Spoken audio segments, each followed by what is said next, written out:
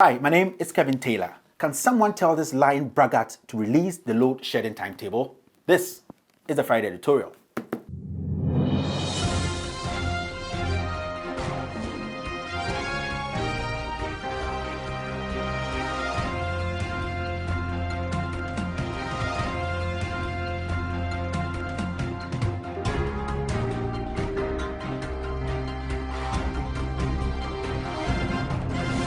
With all due respect, I feel so sad for this country today because as I speak, Ghana as a country is in a retrogressive mode, all because we the citizens have failed to let our leaders know the honest truth. We are in the 4th month of the 3rd year of this NPP government. But what do we see? This government that is filled with arrogance, pettiness, and emptiness is still trying to justify why Dumsor isn't their fault, but the fault of the past government. As I speak, Ghanaians are even confused as to why we have allowed ourselves to be fooled by these greedy old men who have no idea about governance. In fact, it is disheartening to be a Ghanaian at this point in time. Today on my show, I could have talked about more important pressing issues affecting the ordinary Ghanaian. I say pressing issues because we all know for a fact that Dumsor was solved by the past government. So talking about it today would be stupid. I could have also spent my time on serious issues like teachers writing exams questions on blackboards for students to copy. I could have talked about the Takoradi kidnapped girls and how this government has failed the people of Takoradi and Ghana as a whole. Yes, I could have spent my time and talked about how this president is weaponizing the judiciary and the security agencies to intimidate and victimize its own citizens. I could have taken the opportunity to talk about how journalists in Ghana are quiet whilst a fellow journalist is being intimidated and dragged to court, all because he shared his views on how bad this government is managing this country. With all due respect, I could talk about the agony of customers of Men's Gold and why they are still insisting that this president should bring in Nana Appiah Mensah for prosecution. I could have talked about how over 50 government pickup trucks have been left to rot for no reason. I could have also taken the opportunity to talk about how filth is taking over this nation. I could have taken the time to discuss how a whole government will parade lying old men on stage to tell us why they think the past president is incompetent because their failures today are lesser than that of the failures of the past president. But here we are. I am forced to talk about Dumsor or load shed and all because an ignorant braggart who calls himself an energy minister has failed to speak the truth about Dumsor or the power crisis we are facing in this country today. This government has shown in the shortest period that they are a bunch of failures who only are good at lying, stealing, and comparing their failures to that of those they tagged incompetent. My fellow Ghanaians, let's be honest for once. This NPP government is the most luckiest government in the history of this nation. I say that because the NDC, upon their own mismanagement in some part of the economy, they were able to at least solve the most difficult problem this nation had had in years, that is our energy crisis. These are the genuine facts without any doubt. The facts are there for any reasonable Ghanaian to check. But what are we seeing and hearing today? Blame games, excuses, arrogance, corruption, and lies just to cover the incompetence of a loud government. My fellow Ghanaians, isn't it shocking that almost every individual or every government official wants we Ghanaians to believe that Dumsor is fake? This shows how insensitive and arrogant this president and his government can be.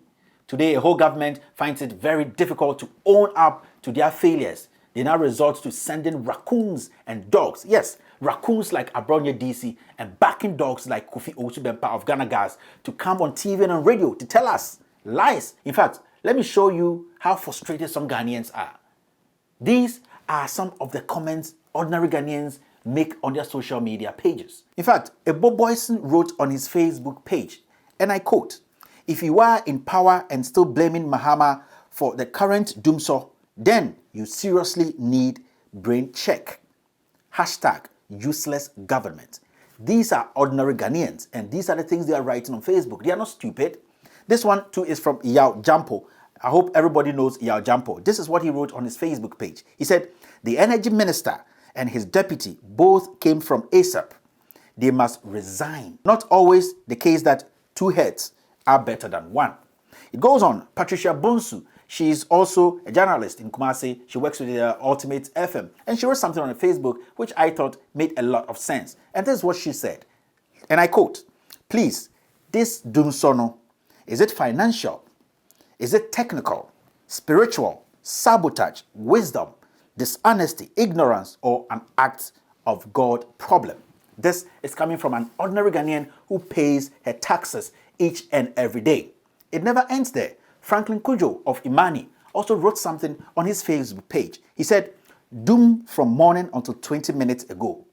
Just when I sat down to relax, no, fine again. At the Bokamo, give me timetable la." This is coming from Franklin Kujo of Imani. We all remember Franklin Kujo, the way he was very vocal when the NDC was in power. So today, if anybody turns around and blame him or try to pitch him to a political party, I would say that person is ignorant and somehow stupid. Now, some people also wrote stuff on their Facebook page. Ordinary Ghanaians. This one is coming from Ture Bu Zamzam Majid. He said, "Has the town hall meeting brought back the light? You parade all these men in their menopause to go sit on TV and lie to we Ghanaians about the economy." Now, finally, there was one post I really appreciate, and it was a simple, straightforward quote. It came from Hasiya Al Hassan Sinzoni. She was straightforward. All that she wrote was, "Since yesterday." With all due respect, now let me tell the Energy Minister, Peter Amewu, talking nonsense and acting all bossy on TV and on radio does not make one intelligent. I remember the former Energy Minister told you on Joy News some time back that your arrogance and I know all attitude will be your downfall. Today, here you are struggling to lie to keep your job. I have always said that your childish approach to complex issues like this energy crisis will always expose your ignorance and incompetence. You told us Ghanaians just recently that the energy crisis we are experiencing as a nation was due to technical fault. You turned around, you came to lie and said it was a political sabotage. Now, it is load shedding. Peter Amewu, you think we are stupid. We are not. You can try everything in your power to halt the release of the load shedding timetable. But trust me, it doesn't matter the name you give to a child destined to die. You can call that child Lord. You can call that child God. And you can even call that child Jesus Christ. But that child will surely die. Doom so is inevitable. I sometimes feel the office you occupy as an energy minister is too big for you. You are a total failure, and I will urge you to do the honorable thing and resign before this old man, the president, Nana Addo Dankwa Akufo-Addo, destroys your career like Boakye Jakun and this lying king, Mahamudu Bawumia. Peter Amewu, you know for a fact that if you were to be an energy minister in any serious-minded country led by any serious-minded leader, you would have been fired a long time ago. You are a contradiction, my friend. You always try to make people think you are smart by licking the butt of the president just to stay relevant in this government. But the honest truth is, you are just a failure. Ghanaians are losing money. Some businesses are folding up. The economy has come to a standstill, all because you have failed to tell us the truth. Since you became the energy minister, you have never taken blame for anything. It's either your predecessor or we the people. Who the hell do you think you are? You work for us. We don't work for you. We expect results. We don't need any excuses. Ghanaians voted for UNPP. Yes, they voted for us to come and continue the work the past government couldn't finish. We voted for you jokers to come and maintain and better the energy sector the NDC left us. I am ashamed to be a Ghanaian today because we have allowed stupidity and tribalism to take the better part of our brains. So most of us are quiet on such a serious issue. We are suffering, but we can't speak, all because we feel it will make some people who are out of government today look very competent. We cry and curse ourselves when we are alone, but out of stupidity, put up a strong face when we face the reality. This government is bad news. Let us say the truth. Nothing is working as I speak. My fellow Ghanaians, if we don't stop this stupidity and ask questions and demand reasonable answers, we will suffer for years. Doing so as I speak is in full force. No one in their right senses will argue on this issue. This is not the time to be speaking the nicest English to my fellow Ghanaians. This is the time to call a spade a spade. We have to be given a timetable, and we have to be given now. We have to force this government to do the right thing. They work for us, not the other way around.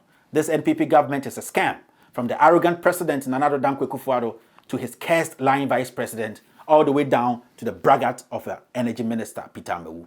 They have no clue about governance. They are all a waste of space and a waste of time. Ghanaians, let us be fast in our thinking and make our voices heard.